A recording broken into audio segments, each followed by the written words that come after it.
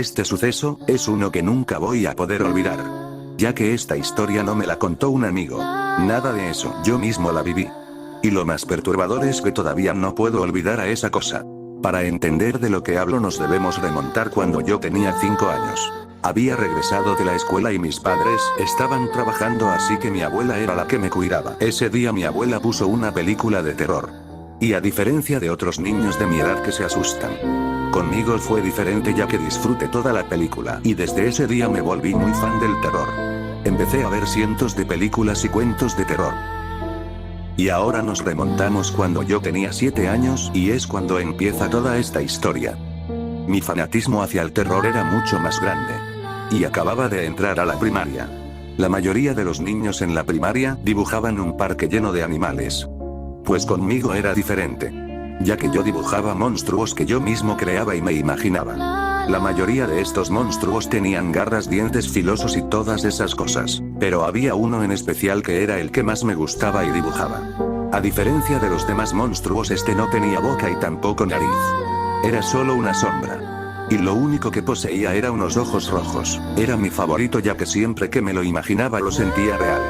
Incluso sentía que se parecía a mí, ya que él también era diferente a los demás. Por esta razón me veían como el niño raro, y cuando mis padres me regalaron mi primer celular, me la pasé viendo vídeos de terror hasta muy noche en mi habitación, sin imaginarme lo que pasaría al día siguiente. Al día siguiente eran las 3 de la madrugada y estaba viendo vídeos de terror hasta que empecé a oír unos pasos.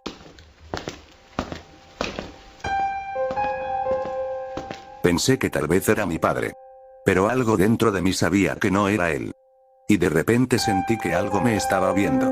Así que alumbré con mi celular. Hay algo en el pasillo. Y en el pasillo, en medio de la oscuridad absoluta, estaba esa cosa. La sombra. Mirándome fijamente para después desvanecerse. Lo más aterrador es que eso siguió pasando día tras día. Incluso cada vez era peor, parecía que se alimentaba de mi miedo. Pero lo peor estaba por pasar al día siguiente. Volvió a aparecer esa cosa. Solo que algo diferente estaba en ella.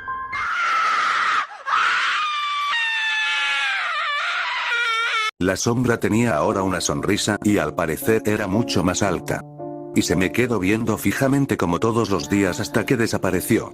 Pero ya estaba cansado, no iba a dejar que siguiera pasando eso, así que tenía un plan para finalmente librarme de esa cosa. Sabía su única debilidad, la luz. Así que me preparé con una linterna muy potente que había en mi casa, y llegó la noche. Yo estaba esperando a esa cosa hasta que finalmente apareció y prendí la linterna a máxima potencia y fue cuando empezó a rugir. Y finalmente lo había logrado, esa cosa ya no estaba en el pasillo, así que pasó unos minutos y por el miedo seguía alumbrando con la linterna con dirección al pasillo hasta que sentía la sombra detrás de mí. Por el miedo aguanté hasta que amaneció y la sombra se fue. Después de eso ya no aguantaba, así que les dije a mis padres, pero no me creían.